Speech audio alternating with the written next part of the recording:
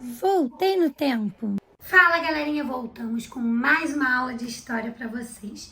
E hoje vamos para um assunto que muita gente me pediu. Revolução Francesa. Tô na França no ano de 1789.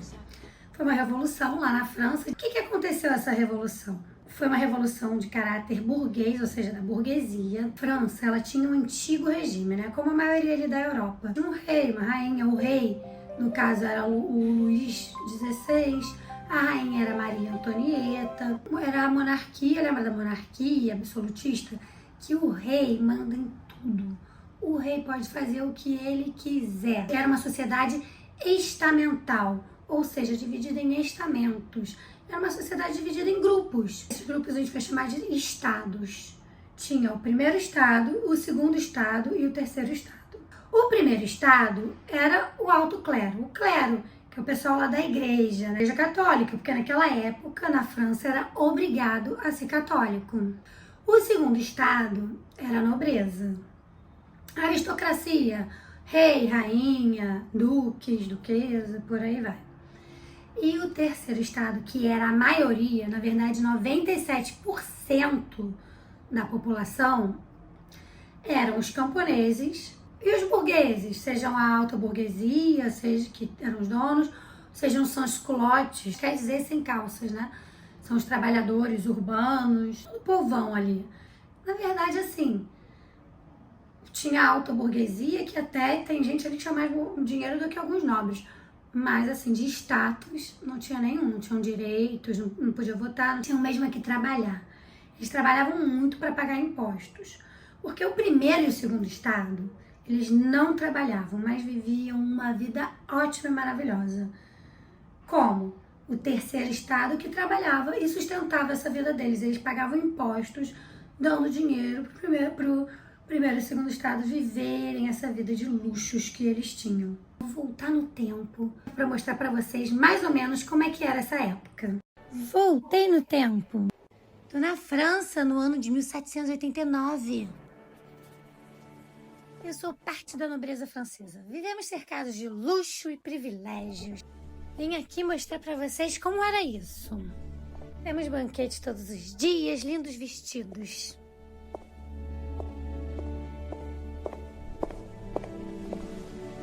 Enquanto temos festas aqui, o terceiro estado tá lá trabalhando. Vou ali disfarçada mostrar para vocês. Esses são os camponeses. Aqui no terceiro estado a vida é muito difícil, só trabalhamos. Quero voltar pro bem bom da nobreza. Mas antes vou mostrar os trabalhadores urbanos. Todos trabalham muito para pagar os impostos para a gente poder ter os nossos luxos, né? Todos mesmo. Essa carga está pesada hoje, meu filho. Eu ajudo, mamãe. Legumes frescos, bom preço. Fique quieto, preciso terminar essa costura. Precisamos pagar os impostos. É para isso que vocês do terceiro estado trabalham. O pão que era alimento básico aumentou muito. Eu quero voltar lá para a nobreza.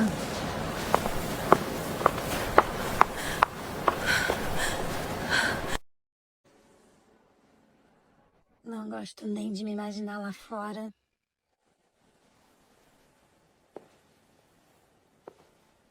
Deixa o terceiro estado trabalhar e pagar meus luxos. Enquanto isso, eu vou aproveitar.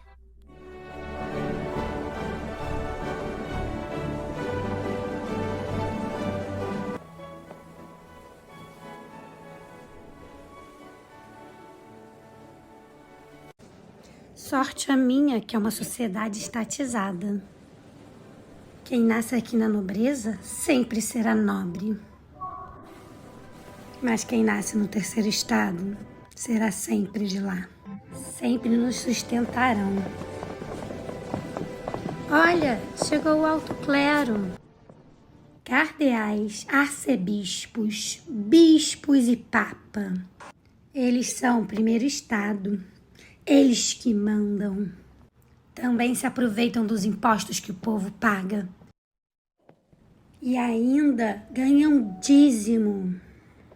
vivem no luxo, como nós do segundo estado.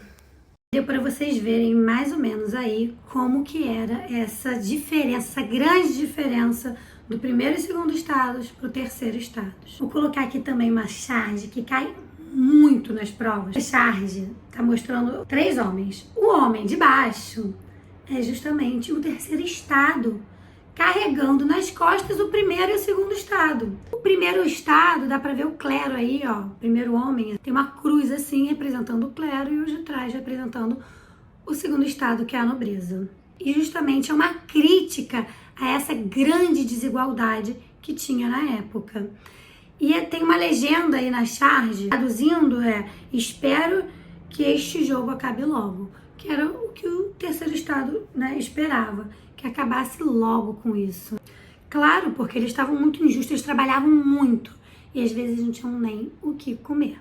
E aí tiveram também outras causas da Revolução Francesa, como o Iluminismo. Vocês, para chegarem nessa matéria, provavelmente já estudaram o Iluminismo. Foi um movimento lá, vocês vão ver, do século das luzes lá, que tentava mostrar que, gente, não é uma monarquia absoluta, não pode ser uma monarquia absoluta, o rei não pode ter poder total. Outra causa foi a Guerra dos 7 Anos, que foi uma guerra que estava a França e a Inglaterra, e a França perdeu, mas gastou muito dinheiro nessa guerra. Outra causa foi a tal da crise agrária. Faltou chuva. Claro que vai faltar alimento para a população, mas faltando alimento para a população é o terceiro estado que vai sofrer com essa falta de alimento, né? E aí o terceiro estado estava realmente jogado às traças, passando fome. Olha, se eu fico com fome, gente, comida demora, já começa a dar um mau humor, não é assim? Você imagina o terceiro estado passando uma fome real, faltando alimentos, e o pouco alimento que tinha era caro. E ainda veio um boato de que a rainha Maria Antonieta, era um boato de que quando reclamar de que estavam faltando pão, porque o pão era um alimento básico, ficou muito caro. Quando reclamaram que estava faltando pão, sabe que o boato que falaram que ela falou? Se não tem pão, que comam brioches. O povo, quando começou a ser espalhado esse boato, que ouviu que a rainha Maria Antonieta tinha falado isso, ouviu esse boato, revoltou geral. Aí que eles se revoltaram mesmo. E vai começar uma revolução. A Revolução Francesa, como eu disse, foi uma revolução na França de caráter burguês. Ela começa com a queda da Bastilha e acaba com o golpe de 18 Brumário. E ela teve 3 fases. A primeira fase foi a monarquia constitucional, a segunda fase foi a Convenção Nacional e a terceira fase foi o Diretório. Tudo começou em 1789, quando o rei Luís XVI se tocou da situação. Ferrou. Em algum momento isso vai estourar e voltar contra mim. Então ele convocou a Assembleia dos Notáveis, que era só o primeiro e o segundo estado, que eram os mais importantes, mais notáveis, mais importantes. Convocou eles para falar assim, gente, o povo realmente está passando fome, o terceiro estado está na N. Vamos ajudar? Vamos pegar um pouquinho de dinheiro de vocês, um pouquinho de dinheiro daqui e dali, a gente consegue ajudar o terceiro estado. Quem sabe, né, a nobreza começa a pagar impostos, vamos tentar ajudar, melhorar a situação? E é claro que o primeiro e o segundo estado se negaram. Então o rei, para parecer honesto, convocou os estados gerais, que eram justamente os 3 estados. Você pensa assim, pô, a maioria é o terceiro estado, então o terceiro estado vai ganhar, geral vai começar a pagar imposto, agora vamos dar um jeito nisso.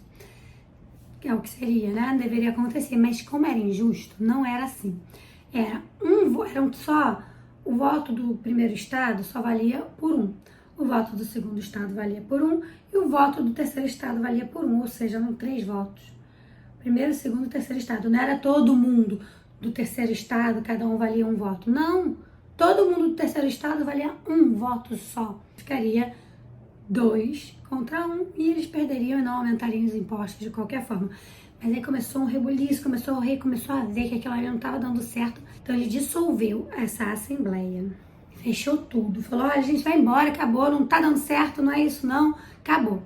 Só que o terceiro estado ali estava vendo muita injustiça. Eles foram para uma quadra, e aí nessa quadra eles formaram uma Assembleia Nacional, falando assim, tá bom, tem poder do rei, eu sei, mas não, nós também mandamos aqui, porque eles não tinham direito de nada, não tinham, né, nem direito de voto, de opinar na política, mas agora eles se reuniram nessa quadra, falaram, não, a gente tem que ter poder também, aí eles criaram essa Assembleia Nacional lá nessa quadra, e aí criaram uma nova Constituição e criaram também a Declaração dos Direitos do Homem e do Cidadão. Então, eles revoltados, começa a primeira fase da Revolução Francesa. Os sans-culottes se reúnem lá na Bastilha e invadem a Bastilha. Mas calma aí, por que invadir a Bastilha foi tão significativo para começar a Revolução Francesa? A Bastilha significava poder, era o lugar que ficavam os presos políticos ali.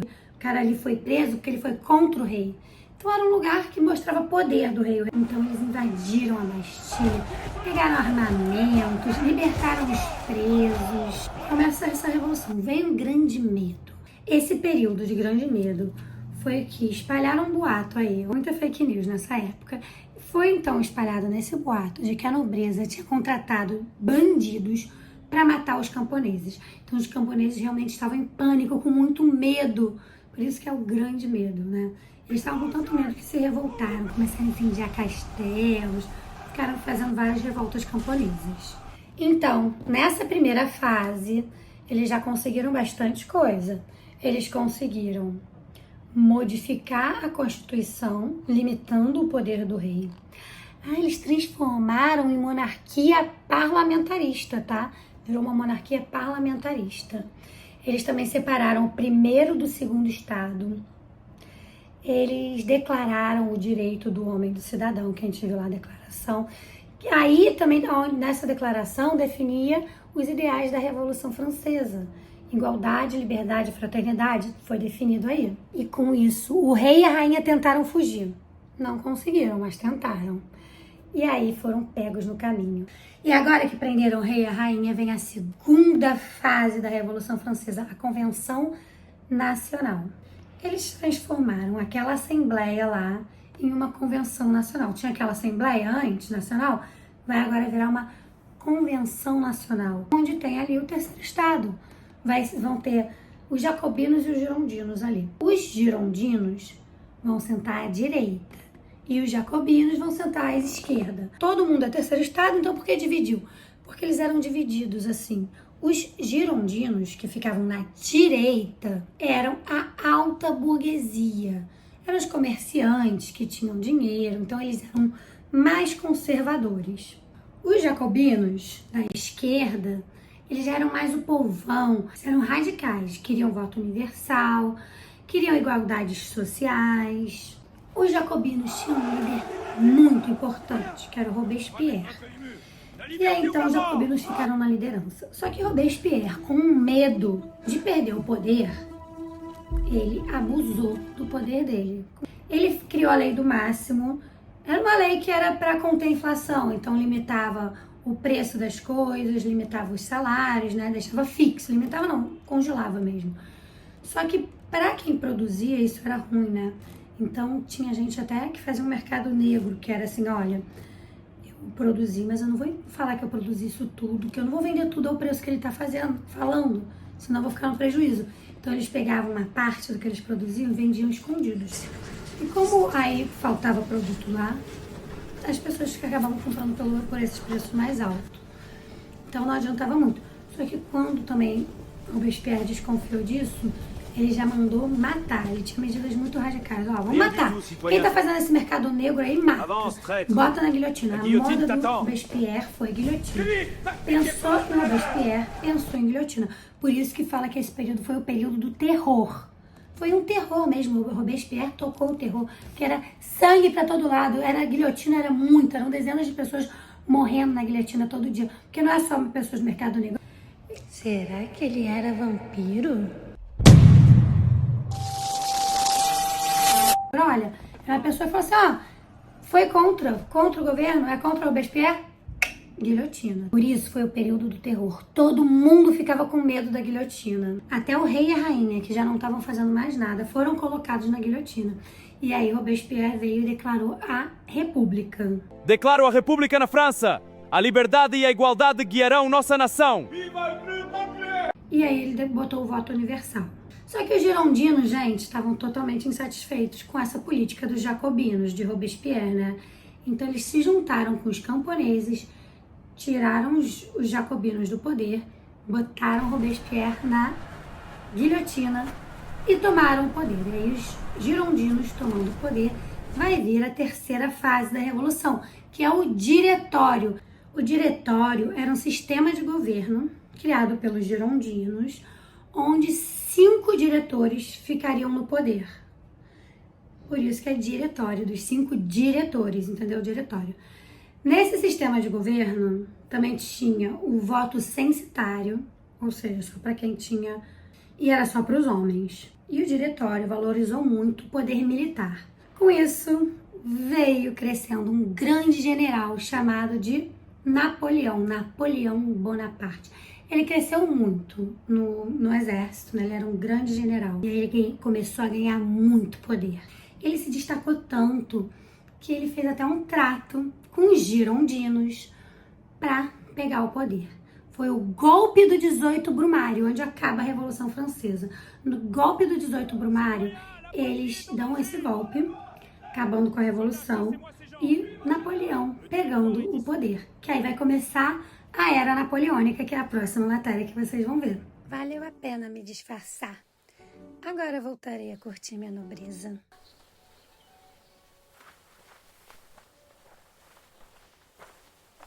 Espero que eu tenha ajudado. É isso aí, galerinha. Se inscreve no canal, deixa seu like aqui, não esquece de ativar o sininho, que agora eu tô voltando a postar os vídeos, mas ativa o sininho aí. Espero que vocês tenham gostado dessa aula. Um beijinho e até a próxima aula.